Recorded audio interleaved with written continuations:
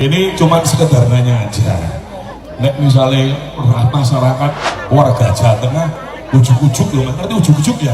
Ujuk-ujuk Mas Kaisang didapuk menjadi gubernur loh. Ya mboten napa-napa. Siap Mas. Ya mboten napa-napa. Siap Mas. Orang tua itu hanya mendoakan dan merestui. Orang tua itu hanya mendoakan dan merestui. Gue sangat khawatir sama Pak Jokowi sebenarnya. Nggak beres menurut gue. Ya.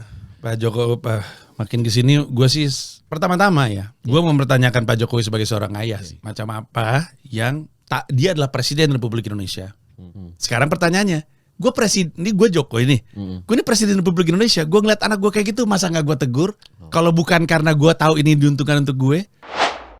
Ketua Umum Partai Solidaritas Indonesia sekaligus putra bungsu Presiden Jokowi, Kaisang Pangarep, menyapa ribuan warga Jepara, Jawa Tengah. Dalam kesempatan ini Kaisang menjawab siap jika nantinya dipilih menjadi gubernur memimpin Jawa Tengah. Kami akan berencana untuk sowan dengan beliau bersama teman-teman PSI dengan semua pengurus untuk ya kita minta inilah wejangan aja. Masa ojo kesusu terus. Abis itu dia ngeliat anaknya Kaisang masuk ke sebuah partai, tiba-tiba jadi ketua umum. Baru 2 hari masuk PSI, tiba-tiba jadi ketua umum. Itu sebagai ketum ya. Ya soalnya kalau saya lewat jalur belakang juga bisa kan. Di mana-mana orang nggak ada masuk kantor 2 hari dari nggak pernah kerja sama sekali. Dia bukan CEO dari perusahaan lain terus masuk jadi CEO di perusahaan ini, enggak. Dia nggak pernah kerja, ibarat kata. Masuk politik pertama kali 2 hari langsung jadi CEO gitu, atau dalam hal ini jadi ketua umum partai. Katanya demokrasi gitu.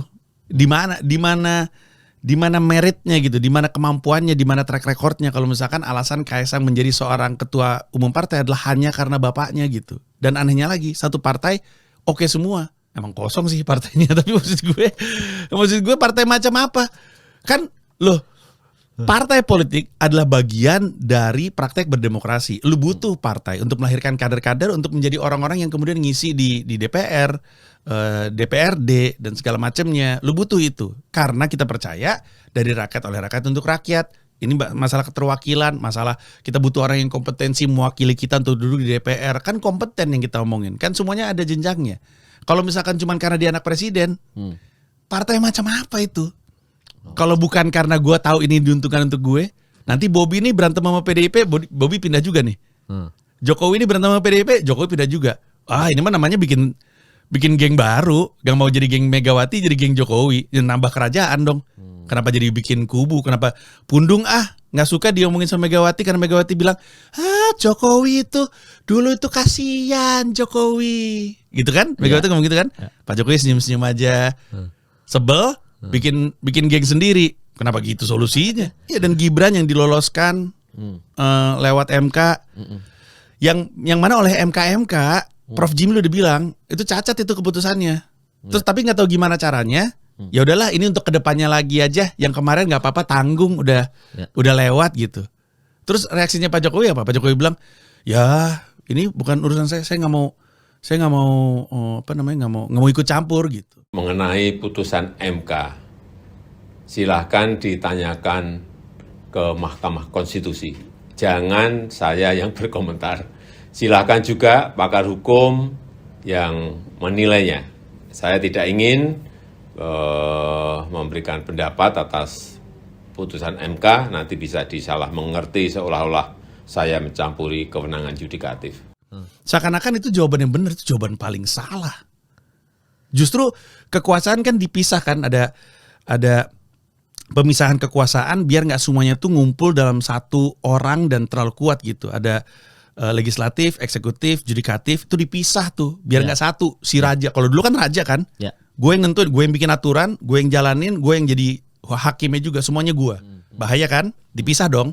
Dipisah itu supaya nggak bahaya. Dipisah itu justru supaya gue bisa debat lu. Sekarang kalau misalkan tiga-tiganya dipisah tapi semuanya satu sepakatan, bedanya apa sama raja kan gitu kan? Dan akhirnya Pak Jokowi tuh ngomong kayak gitu seakan-akan kita nggak ngerti gitu. Dan mungkin ada yang nggak ngerti, tapi kan banyak yang ngerti. Pak Jokowi ini ngapain ngomong kayak gitu? Gue sangat kecewa sih sebenarnya sama Pak Jokowi. Menanggapi kesedihan Kaisang Pangarep menjadi gubernur salah satu provinsi, pengamat politik Ujang Komarudin mengatakan ucapan tersebut bukanlah sebuah gurauan belaka. Ia meyakini pernyataan itu adalah sebuah keseriusan Kaisang yang sedang membangun karir politiknya dan bisa direalisasikan di Pilkada 2024. Ucapan yang berangkat dari pikiran bawah sadar Kaisang bahwa sejatinya ya memang dia serius. Menjadi ketua umum PSI adalah jembatan, instrumen atau alat untuk menjadi katakanlah wali kota, gubernur atau jabatan yang lain. Jadi saya mengatakan itu bukan guyonan, itu bukan gimmick, tapi keseriusan yang memang sudah disiapkan, sudah direncanakan, sudah dicita-citakan. Walaupun memang bahasanya jika diminta. Kita tahu kalau undang-undangnya direvisi itu pilkadanya di bulan September 2024, dan kita tahu juga dan sama-sama tahu juga bahwa Pak Jokowi selesainya di bulan Oktober. Artinya ketika pilkada di September Pak Jokowi masih menjadi presiden. Jadi dalam tanda petik masih bisa katakan mengkondisikan untuk bisa memenangkan Kaisang menjadi gubernur, kan begitu. Ketua Umum Partai Solidaritas Indonesia atau PSI, Kaisang Pangarep, disebut-sebut bakal diusung menjadi calon gubernur. Putra bungsu Presiden Joko Widodo atau Jokowi itu mengaku tak masalah jika dipercaya menjadi gubernur. Geh, boten nopo-nopo.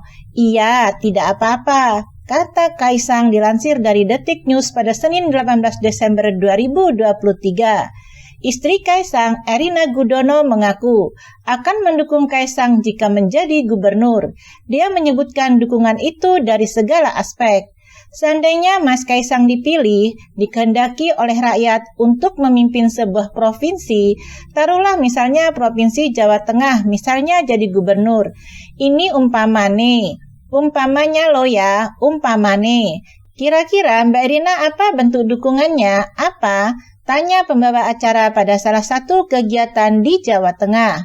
Didukung dari segala aspek, doa terus, dukungan moral dan saran juga. Semua yang baik-baik untuk Mas Kaisang, jawab Erina. Lantas bagaimana dengan sikap PSI atas peluang itu? Wakil Ketua Dewan PSI Grace Natali menjawab pertanyaan soal rencana mengusung Kaisang menjadi gubernur.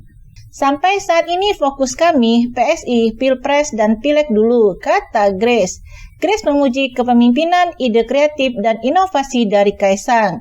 Menurutnya, suatu hal yang positif jika Kaisang mau terlibat dalam pelayanan publik. Mas Kaisang punya leadership yang kuat, banyak ide-ide kreatif segar dan inovatif. Bagus kalau Mas Kaisang ke depan mau lebih jauh mengambil pelayanan di sektor publik, ucap Grace. Di lanskap politik kita hari ini, anak-anak muda masih jadi barang langka, tambahnya. Menanggapi hal tersebut, komika Panji Pragiwaksono mengaku kecewa dengan kepemimpinan Jokowi dan dinasti politik yang dibentuk di akhir masa jabatannya. Gue sangat khawatir sama Pak Jokowi sebenarnya, gak beres menurut gue.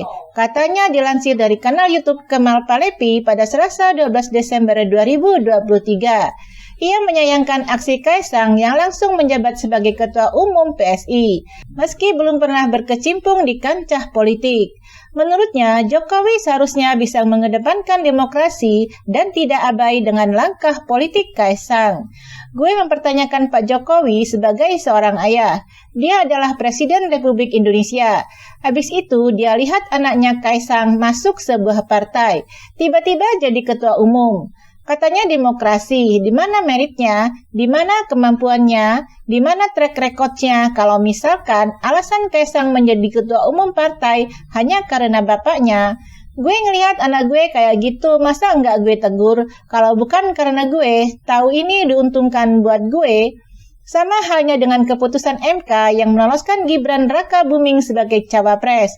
Panji menyoroti cacatnya putusan tersebut, meski tak menggugurkan langkah Gibran untuk maju ke pemilu 2024. Gibran yang diloloskan oleh MK, yang mana oleh MK itu cacat keputusannya. Tapi nggak tahu gimana caranya. Ya udahlah, ini untuk kedepannya lagi aja. Yang kemarin nggak apa-apa, tanggung, udah lewat. Ia mengaku kecewa dengan jawaban Jokowi terkait putusan MK yang banyak menuai polemik. Terus reaksinya Pak Jokowi apa? Pak Jokowi bilang, ini bukan urusan saya nggak mau ikut campur. Seakan-akan itu jawaban paling benar, itu jawaban paling salah. Pak Jokowi ngomong kayak gitu seakan-akan kita nggak ngerti. Mungkin ada yang nggak ngerti, tapi kan banyak yang ngerti. Gue sangat kecewa sih sebenarnya sama Pak Jokowi, tandasnya.